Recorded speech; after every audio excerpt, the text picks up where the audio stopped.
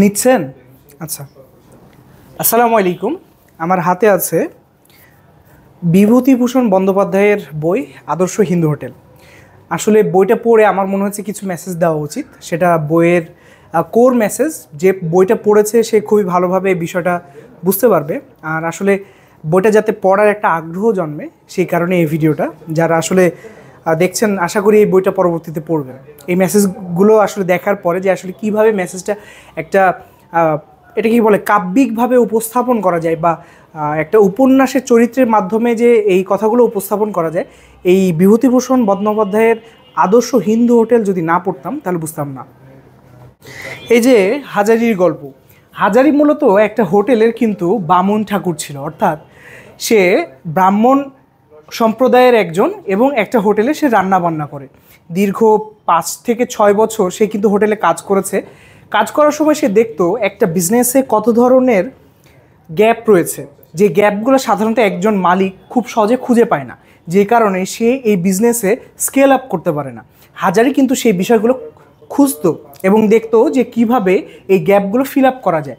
পরবর্তীতে 6-7 বছর কাজ করার পরে সে যখন হোটেল নিজের নামে দিল, তখন কিন্তু খুব সুন্দরভাবে সেই গ্যাপগুলো ফিল আপ করতে পারে এবং সেই রানাঘাটের একমাত্র বড় হোটেল হিসেবে একসময় প্রতিষ্ঠা পায়। এবং পরবর্তীতে শুধু এটাই না, এখানে আরও বেশ কিছু বিষয় আছে। যেরকম হাজারি হচ্ছে একজন বামুন ঠাকুর, সেটা তো বললামই, কিন্তু এই বামুন ঠাকুরের কিন্তু কোনো অর্থ ছিল না। সে হয়তো বা 6 টাকা মাসে বেতন পেত। এই টাকা দিয়ে আসলে একটা হোটেল দেওয়া আজ থেকে অনেক বছর আগে আসলে সম্ভব ছিল না। যেরকম তখন হয়তো বা একটা হোটেল দিতে 250 বা 300 টাকা লাগতো, সেই জায়গায় তার মাসিক বেতন ছিল 6 টাকা বা 7 টাকা এরকম টাকা। তো সে আসলে চেষ্টা করছিল যে কিভাবে একটা হোটেল দেওয়া যায়। অনেক মানুষের কাছে সে টাকা ধার চাচ্ছিল। এই বিভিন্ন জায়গায় সে ঘুরেছে বিভিন্ন চাকরির প্রয়োজনে, যে কিন্তু তার মনের ভিতরে সবসময় একটা ইচ্ছা ছিল যে সে নিজের নামে রানাঘাটে একটা এরকম হোটেল দিবে। একসময় অনেক পথ অতিক্রম করার পরে বেশ কিছু শুভাকাঙ্ক্ষী হাজারি পেয়ে যায়, যার মাধ্যমে হাজারি ফান্ড রেজ করতে পারে এবং পরবর্তীতে সে একটা হোটেল দেয়। শুধু হোটেল না, সে কিন্তু পরবর্তীতে পুরা দেখা যাচ্ছে যে পুরো দেশের একটা যে রেল নেটওয়ার্কের অনেকগুলো দেখাচ্ছে হোটেল আছে, সেই হোটেলগুলোতে ইন্সপেক্টর হিসেবে যায়। তার রান্নার সুখ্যাতি শুধু রানাঘাটে না, কলকাতা ছড়িয়ে গিয়ে পুরো দেশে ছড়িয়ে যায় যে হাজারি নামে একজন এরকম রান্নার ঠাকুর আছে, যার হোটেল আছে, তার রান্নার খুবই টেস্ট। সো আসলে এখানে আর একটা ইম্পর্টেন্ট বিষয় যদি আপনি দেখেন, যে আপনি যদি আপনার স্কিল আপনি নিজে আর্ন করেন অথবা স্কিল যদি নিজে শিখেন, লার্ন করেন, সেটা কিন্তু আপনি যেখান থেকে কাজ করেন এটা আসলে কোনোভাবে দমিয়ে রাখা সম্ভব না।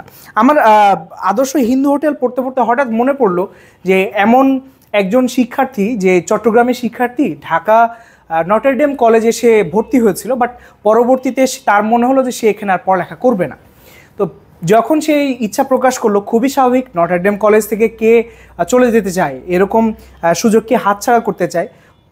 তখন তার শিক্ষকেরা তাকে আর কি বুঝিয়ে বললো যে এটা তো আসলে খুবই খারাপ হচ্ছে, অ্যাজ ইউজুয়াল। কিন্তু একজন শিক্ষক বলে উঠলো যে না, কখনো ছায়ের নিচে আগুন চাপা থাকে না।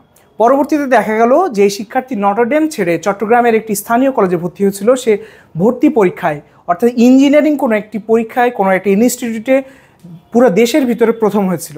ঠিক আমার ওই রকমই মনে হচ্ছিল হাজারির ক্ষেত্রেও। হাজারি দেখেন একটা রানাঘাট, ইন্ডিয়ার একটা খুবই ছোট্ট একটি স্টেশন হতে পারে, সেই স্টেশনেরই একজন হোটেল মালিক থেকে সে পরবর্তীতে স্টেশনের ভিতরে তার ওই এলাকায় একই সাথে 2টা হোটেল। পরবর্তীতে কিন্তু হাজারি দেখেন ওই রানাঘাট থেকে পুরো দেশের একটা হোটেলের দেখা যাচ্ছে তদারকির বিষয়ে সে নিয়োগপ্রাপ্ত হয়। তো এইভাবে আসলে হাজারির গল্পটা এভাবে শেষ হয়। হাজারির গল্পের উত্থান আছে, পতন আছে, এর ভিতরে সে আবার কামব্যাক করে। তো এখানে আসলে একজন উদ্যোক্তার আসলে কি মেসেজ পাওয়ার থাকে, যে একজন উদ্যোক্তার অদম্য ইচ্ছা শক্তি ঠিক আগুনের মতন, যেটা ছায়ের নিচে কখনোই চাপা থাকে না। তো আমার মনে হচ্ছে যারা উদ্যোক্তা হতে চান বা হতে চাচ্ছেন বা সামনে হবেন, তাদের প্রত্যেকের আদর্শ হিন্দু হোটেল বইটি একবার হলো অন্তত পড়া উচিত।